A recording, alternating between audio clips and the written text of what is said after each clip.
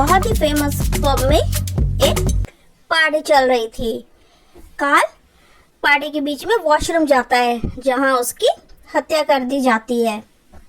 अगले दिन जब वेटर वॉशरूम में जाता है तो देखता है कि कार्ल मरा हुआ है और वो तुरंत डिटेक्टिव मेहुल को बुलाता है। मेहुल को 3 लोगों पे शक होता है। तो पहले केन कहता है कि मैं अपनी प्रेमिका के साथ पूरे समय नाच रहा था और उसके बाद उसके साथ घर चला गया। दूसरा था पीट, वो कहता है कि मैं हत्या से पहले घर चला गया था, रास्ते में मेरी कार खराब हो गई थी, आप मैकेनिक से पूछ सकते हैं इस बारे में। तीसरा था रॉन, सर पूरी रात में बार में ही था, मुझे कुछ भी नहीं पता। तो तीनों अपने अपनी तरफ से कहानियां सुनाते हैं। उनके बयानों को सुनकर क्या आप बता सकते हो कि हत्यारा कौन है? तो इन तीनों में से आपको हत्यारे की पहचान करनी है। रॉबर्ट, पीट या रॉन, इन तीनों में से किसने मारा है कार्ल को?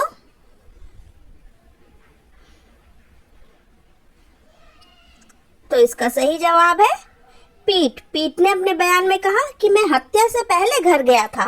पीट को कैसे पता कि कार्ल की हत्या कब हुई थी?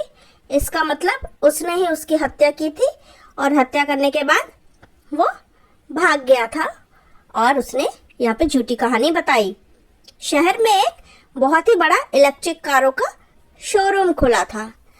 सारे लोगों पे इसकी नज़र थी और सब वहाँ पर एक बार विजिट करने जाना चाहते थे। रिचर्ड और केविन ने भी वहाँ पे विजिट करने की सोची।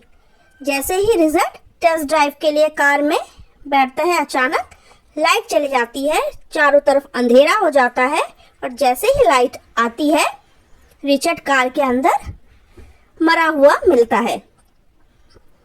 केविन बहुत ही ज़्यादा डर जाता है। वो डिटेक्टिव मेहुल को बुलाता है जो वहीं पास में ही थे। डिटेक्टिव मेहुल वहां पहुंचते हैं, जांच करते हैं। उसके बाद उन्हें 3 लोगों पे शक होता है। पहला प्रबंधक, दूसरा मैकेनिक, तीसरा था केविन। मैकेनिक कहता है कि मैं सर को पेट्रोल टैंक सारी चीज़ों की जानकारी देने के बाद मैं वहां से चला गया था। तो आप बता सकते हो कि इन तीनों में से किसने उसे मारा है? केविन तो उसके साथ था और जो प्रबंधक था, मैनेजर, उसने कहा कि मैं तो उनको यहाँ पे कार दिखा के चला गया था। मैकेनिक ने कहा कि मैं उनको पेट्रोल टैंक के बारे में जानकारी देके चला गया। तो जब ये इलेक्ट्रिक कारों का शोरूम है तो यहाँ पर पेट्रोल टैंक के बारे में मैकेनिक उसे क्यों बता रहा था? इसका मतलब मर्डर उसने ही किया है। सारा एक फिल्म देखने के लिए एक मल्टीप्लेक्स में जाती है जहाँ पर उसकी हत्या कर दी जाती है। डिटेक्टिव मेहुल भी पास ही में थे तो वो जल्दी से ही घटना स्थल पे पहुंच जाते हैं और घटना स्थल का जायजा लेते हैं। सीसीटीवी फुटेज पर उन्होंने नजर डाली तो देखा कि सारा से 3 लोग मिले थे। 3 लोगों की पहचान होती है। जॉन, मैं सारा का कॉलेज का दोस्त था, बहुत लंबे समय बाद उससे मिला था, इसलिए थोड़ी देर उससे बात की और मैं वहां से चला गया। दूसरे थे,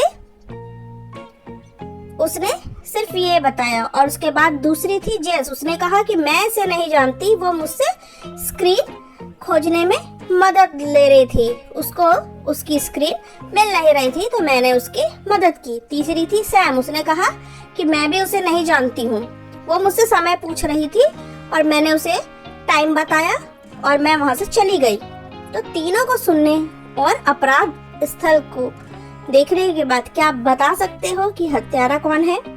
ध्यान से अगर आपने क्राइम सीन को देखा होगा और तीनों का स्टेटमेंट सुना होगा तो आप बता सकते हैं कि खूनी कौन है, जॉन, जेस या सैम?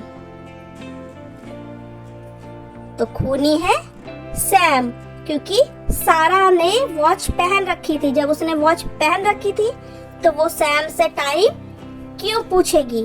क्योंकि सारा के हाथ में देखो वॉच थी। इसका मतलब सैम झूठ बोल रही थी कि सारा ने उससे टाइम पूछा था और उसने टाइम बताया था। सोमवार की सुबह को जेनी का शव उसके घर में ही पाया जाता है।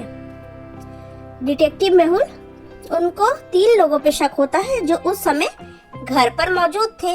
उसकी बेटी कहती है कि मैं कल रात अपने दोस्तों के साथ पार्टी कर रही थी और मैं अभी सुबह सुबह ही घर आई हूँ। उसके बाद उसका कुक कहता है कि मैं हर रोज सुबह सब्जियां लेने जाता हूँ, आज मुझे थोड़ी देर हो गई थी तो मैं देर से सब्जियां लेकर लौटा हूँ। तीसरी थी उसकी नौकरानी, कहती है कि मैं मैडम के कपड़े लेने के लिए कल शाम को ब्लैक फ्राइडे की बिक्री पे गई थी, मुझे नहीं पता कि कल क्या हुआ था। इन तीनों का बयान सुनने के बाद और फॉरेंसिक रिपोर्ट से पता चलता है कि जेनी की हत्या कल रात ही कर दी गई थी। तो अब इन तीनों का स्टेटमेंट और फॉरेंसिक की रिपोर्ट देखने के बाद क्या आप बता सकते हो कि हत्यारा कौन है? उसकी बेटी या उसका कुक या उसकी नौकरानी, उसकी मेड?